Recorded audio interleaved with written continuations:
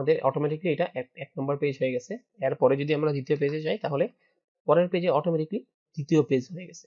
এখানে আমাদের বিশেষ কোনো পরিবর্তন করতে বা কোনো ধরনের কোনো কাজ করতে হয় নাই, যেহেতু আমরা পেজ নাম্বার দেওয়া ছিল।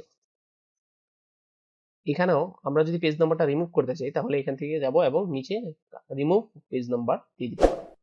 তবে এখানে ফরম্যাট পেজ নাম্বার অপশন আছে, সেখান থেকে আমরা যদি চাই একটা পরিবর্তন করতে পারবো। আমাদের স্টার্টিং যে পেজ নাম্বার আছে, আমরা যদি 1 নম্বর পেজ থেকে স্টার্টিং না দিয়ে আমরা চাচ্ছি নিচের নির্দিষ্ট কোনো একটা জায়গা থেকে 3 থেকে শুরু হবে, তাহলে 3 লিখে ওকে দিলে এখানে আমাদের পেজ নাম্বারটা শুরুই হয়েছে 3 থেকে, 1 নম্বর পেজ থেকে আর শুরু হয় নাই। পাশাপাশি নাম্বারিং এর ফরম্যাটটা কিভাবে হবে সেটা এখান থেকে উল্লেখ করে নিতে পারবো। রোমান সংখ্যা দিতে চাইলে রোমান সংখ্যাও দেওয়া যাবে। আমরা এখানে দিলে এই যে দেখেন অটোমেটিক্যালি রোমান সংখ্যায় চলে আসছে, রোমান সংখ্যায় করা যাবে। আমাদের আবার পেজ নাম্বার রিমুভ করতে হলে এখানে রিমুভ পেজ নাম্বার আছে, এর মাধ্যমে আমরা পেজটা রিমুভ করে নিতে, পেজ নাম্বারটা রিমুভ করে নিতে পারি। পরের পার্টে আছে আমাদের টেক্সট বক্স। আমরা মাইক্রোসফট ওয়ার্ডে যখন শেপ নিয়ে কাজ করেছিলাম, শেপের প্রথমেই একটা টেক্সট বক্স নিয়ে কাজ করা দেখেছিলাম। এখানেও সেম কাছাকাছি একই রকম, তবে এখানে ওইখানে আমাদের নিজের ইচ্ছা মতো নেওয়া লাগতো এবং নিজের ইচ্ছা মতন লিখা লাগতো। এইখানে ওরা কিছু স্যাম্পল বা টেমপ্লেট হিসেবে তৈরি করে দেওয়া হয়েছে, আপনি চাইলে এইগুলিও নিয়ে ব্যবহার করতে পারেন অথবা ড্র টেক্সট বক্সের মাধ্যমে নিজের ইচ্ছা মতন একটা ড্র করে নিতে পারেন। আর যদি ওদের কোনোটা নিয়ে নেন সেই ক্ষেত্রে এটা নিয়ে আপনাকে লেখাগুলিকে চেঞ্জ করে নিতে হবে। টেক্সট বক্সের পরবর্তী পর্যায়ে আছে আমাদের ওয়ার্ড আর্ট। ওয়ার্ড আর্ট থেকে আমরা লেখার বিভিন্ন ধরনের স্টাইল নিয়ে কাজ করতে পারবো। এখান থেকে আমরা বিভিন্ন ইফেক্ট দেওয়া লেখা নিতে পারবো, যেমন আমি একটা ইফেক্ট নিয়ে নিতেছি এবং কিবোর্ড থেকে কিছু একটা লিখে নিতেছি। লেখার সাথে সাথে আমার লেখাটা একটা স্টাইল বা একটা ডিজাইন করে চলে আসছে। এবং এইখানে আমাদের খেয়াল রাখতে হবে যে এই লেখাটা সিলেক্ট করে আমরা মাইক্রোসফট ওয়ার্ডে শেপ নিয়ে যেমন কাজ করতে পেরেছিলাম, হুবহু সেম অপশনগুলি, ফরম্যাট নামক অপশন আসছে এখানে, হুবহু সেম অপশনটাই এখানে আছে। আমরা চাইলে এখান থেকে যে কোনো ধরনের পরিবর্তনগুলি বা লেখার যে কোনো ধরনের পরিবর্তনগুলি এখান থেকে করে নিতে পারবো। আমরা নির্দিষ্টভাবে একটা ডেট এন্ড টাইম যদি নিয়ে আসতে চাই, সেই ক্ষেত্রে ডেট এন্ড টাইমে ক্লিক করব এবং এখান থেকে টাইমটা কিভাবে নিতে যাচ্ছি বা ডেট এন্ড টাইমটা কি রকম ডেট এন্ড টাইম নিতে যাচ্ছি সেটা উল্লেখ করে ওকে দিব। দেখবেন আমাদের এখানে ওই ডেট এন্ড টাইমটা এখানে চলে আসছে।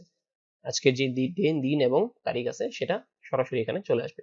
অবশ্যই আপনার যদি কম্পিউটারের মধ্যে টাইমটা ঠিক করা থাকে, আপনার কম্পিউটারে যদি ভুল টাইম থাকে তাহলে সেই ভুল টাইমটা এখানে চলে আসবে। এর নিচে আছে আমাদের অবজেক্ট।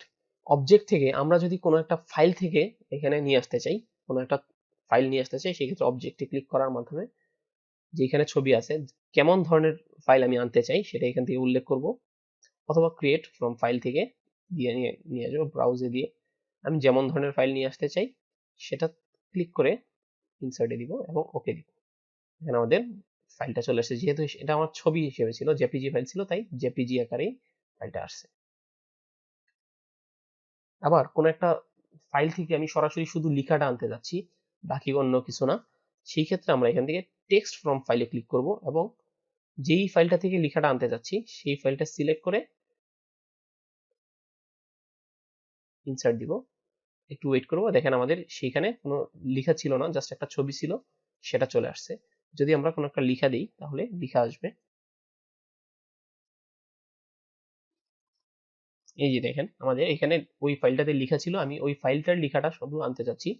শুধু এই অবজেক্ট থেকে টেক্সট ফ্রম ফাইলে ক্লিক করার মাধ্যমে ওই ফাইলটা থেকে শুধু লেখাগুলি নিয়ে আসা হয়েছে, আমার কোনো ধরনের কোনো লেখা বা কোনো ধরনের কোনো অপশন চেঞ্জ না করে বা কোনো ধরনের নতুন করে ফাইলটা চালু না করেই এখান থেকে লেখাগুলি কপি করে নিয়ে আসা গেছে বা এখান থেকে ওইখান থেকে এখানে চলে আসছে।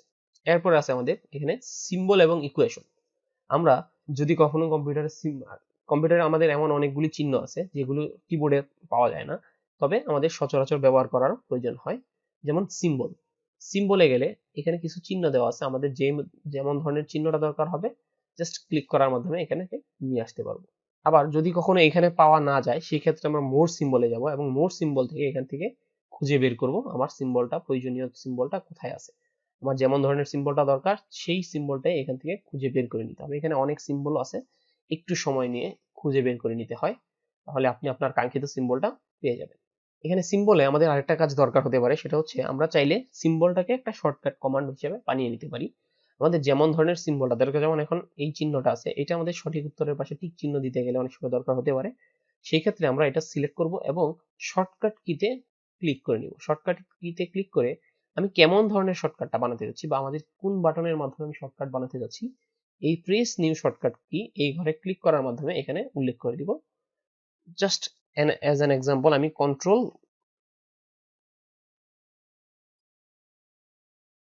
প্লাস চিহ্ন দিতেছি কন্ট্রোল নামের প্লাস চিহ্ন দিয়ে অ্যাসাইনে ক্লিক করে দিলাম, এবং এই যে দেখেন এখন এখানে চলে আসছে কারেন্ট কি কন্ট্রোল নাম প্লাস। হয়ে গেলে ক্লোজ দিব, এটাও ক্লোজ দিয়ে দিব, এবং এখানে কন্ট্রোল প্লাস চিহ্নতে দিলে আমাদের এই চিহ্নটা অটোমেটিকলি চলে আসতে থাকবে।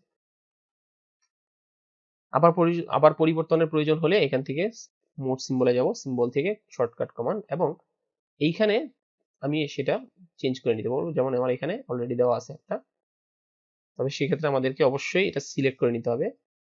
আপনি যেই সিম্বলটা যার মানে যেই চিহ্ন সিম্বলের মধ্যে আপনি শর্টকাটটা ব্যবহার করেছেন সেই সিম্বলটা অবশ্যই সিলেক্ট করে নিতে হবে, তাহলে আপনি ওই সিম্বলটার পরিবর্তন করতে পারবেন। যেমন আমি এটার সিম্বলটা চেঞ্জ করতে চাই, তাই এটা সিলেক্ট করে এখান থেকে শর্টকাট কি এবং এইখান থেকে ক্লিক করে রিমুভ করে নিতে পারবো, তাহলে আমাদের শর্টকাটটা রিমুভ হয়ে গেছে। এখন আমাদের শর্টকাট কমান্ডটা আর কাজ করবে না, এখন আর শর্টকাট কমান্ডটা কাজ করতেছে না।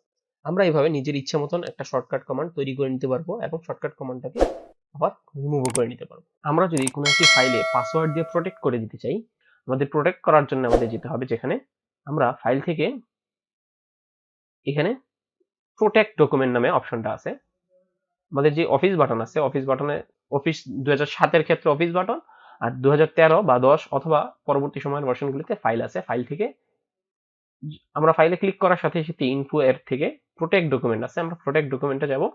এখানে আপনার এখানে এনক্রিপ্ট উইথ পাসওয়ার্ড, আপনি যদি পাসওয়ার্ড দিতে চান সেক্ষেত্রে আপনি অবশ্যই এনক্রিপ্ট উইথ পাসওয়ার্ড দিবেন। এখানে আপনি পাসওয়ার্ডটা দিয়ে দিতে পারবেন যে কোন ধরনের পাসওয়ার্ডটা দিতে চান। সাপোজ আমি 1234 দিতে চাচ্ছি, তাই 1234 একটা পাসওয়ার্ড দিয়ে দিলাম, ওকে দিব, এবং যেই পাসওয়ার্ডটা একটু আগে দেওয়া হয়েছে সেই পাসওয়ার্ডটাই আরেকবার এখানে কনফার্ম করার জন্য সেম পাসওয়ার্ডটা রি এন্টার করার জন্য এখানে বলা হচ্ছে, তাই আমি আগের পাসওয়ার্ডটাই আরেকবার দিয়ে দিলাম, দিয়ে ওকে দিয়ে দিলাম। এখন আমাদের এই ফাইলটা প্রোটেক্টেড হয়ে গেছে। আমরা এইভাবে ফাইলটাকে প্রোটেক্ট করতে পারি, অথবা আবার যদি আমি এক্ষেত্রে রিমুভ করতে চাই সেক্ষেত্রে প্রোটেক্ট পাসওয়ার্ডে যাব, এখান থেকে আবার সেই এনক্রিপ্ট উইথ পাসওয়ার্ড যাব, এখান থেকে এই পাসওয়ার্ডটা রিমুভ করে আমি ওকে দিয়ে দিব, এবং এটা পাসওয়ার্ডটা রিমুভ হয়ে গেছে। এটা হচ্ছে আমাদের পাসওয়ার্ড দেওয়ার পদ্ধতি এবং পাসওয়ার্ড রিমুভ করার পদ্ধতি। এই পদ্ধতি ছাড়াও আমরা চাইলে ফাইল থেকে সেভ এজ এ যাব, এবং সেভ এজ থেকে যেখানে সেভ দিতে চাই, সাপোজ ডেস্কটপে দিতে চাই, তো ডেস্কটপে যাব, আমাদের সেভ করার যেই সেভ এজ অপশন আছে এখান থেকে এই টুলস অপশনে যাব, এখান থেকে জেনারেল অপশনসে যাব, এবং এই জায়গাতে পাসওয়ার্ড দিয়ে দিব। আপনি আসলে এখানে আমাদের অপশন আছে দুইটা, আমরা পাসওয়ার্ডটা কেন ব্যবহার করতে চাচ্ছি। আমি যদি ফাইলটা ওপেন করার জন্য ব্যবহার করতে চাই তাহলে কেউ ওপেন করতে পারবে না পাসওয়ার্ড ছাড়া, পাসওয়ার্ড ওপেন করতে গেলেই আমাদের এখানে পাসওয়ার্ড চাবে, এবং আমরা পাসওয়ার্ডটা দেওয়ার পরে সে ফাইলটা ওপেন করতে পারবে। আবার নিচে আছে পাসওয়ার্ড টু মডিফাই, এই অপশনটা হচ্ছে যদি কেউ চায় যে আমি পাসওয়ার্ডটা আমার ফাইলটা কেউ ওপেন করতে পারবে কিন্তু কোনো ধরনের কোনো মডিফাই করা বা কোনো চেঞ্জ করতে পারবে না, আমার ফাইলটা কেউ দেখতে পারবে কিন্তু এখানে কোনো পরিবর্তন করতে পারবে না, পরিবর্তন করার জন্য পাসওয়ার্ড দরকার হবে, সেই ক্ষেত্রে আমাদের হচ্ছে পাসওয়ার্ড টু মডিফাই অপশনটা ব্যবহার করব। আর যদি পাসওয়ার্ডটা মডিফাই না দিয়ে আমরা সরাসরি পাসওয়ার্ড টু ওপেন দেই তাহলে ফাইলটাই ওপেন করতে পারবে না পাসওয়ার্ড ছাড়া। এখানেও সেম, আমরা আগের মতোই আমরা পাসওয়ার্ড দিব এবং ওকে দিলে এখানে রি এন্টার চাচ্ছে, আগের যে পাসওয়ার্ডটা দেওয়া হয়েছে ওই পাসওয়ার্ডটাই আবার দিয়ে ওকে করলে পাসওয়ার্ড দেওয়া হয়ে যাবে। একইভাবে মডিফাইতেও একই অবস্থা, পাসওয়ার্ড দিয়ে ওকে দিলে সেই পাসওয়ার্ডটাই আরেকবার দিতে বলা হচ্ছে, দেওয়ার পরে যখন ওকে দিব তখন আমরা এটাকে সেভ করে দিব। জাস্ট এখান থেকে আমাদের সেভে ক্লিক করতে হবে, সেভ ক্লিক করার সাথে সাথে এই ফাইলটা প্রোটেক্টেড হয়ে যাবে। যেমন আমরা সেভ ক্লিক করলাম এবং এটাকে ক্রস করে দিতে যাচ্ছি, যেমন আমাদের এখানে ক্লাস প্র্যাকটিস ফাইলটা আছে, আমি এটাকে ডাবল ক্লিক করলাম, এই যে আমাদের এখানে পাসওয়ার্ড চাচ্ছে ফাইলটা ওপেন হওয়ার জন্য, কারণ আমাদের ওপেন হওয়ার জন্য পাসওয়ার্ড দেওয়া ছিল, এবং ওকেতে ক্লিক করলাম, এখন জাস্ট আসছে আমাদের ফাইলটা চালু হয়ে গেছে। তবে এই ফাইলটাই আমি চাইলে সরাসরি ওপেন করার সময় পাসওয়ার্ড না দিয়েও দেখতে পারবো। যদি আমি রিড অনলি দিই তাহলে রিড অনলি দেওয়ার মাধ্যমে আমি শুধুমাত্র ফাইলটা পড়তে পারবো, রিডিং মোডে আছে, আমি কোনো ধরনের পরিবর্তন করার অপশন আসবে না। আমরা যদি পাসওয়ার্ডটা রিমুভ করতে চাই সেই ক্ষেত্রে ফাইল থেকে আগে এটাকে ওপেন করব, এবং ওকে দেওয়ার পর ফাইলটা যখন ওপেন হয়ে যাবে সেই ক্ষেত্রে আমরা আবার সেভ এজ এ যাব, সেভ এজ থেকে যেখানে ফাইল ছিল ওইখানেই যাব এবং এই টুলস অপশন থেকে জেনারেল অপশনে যাব, এই জায়গা থেকে আমাদের পাসওয়ার্ডটা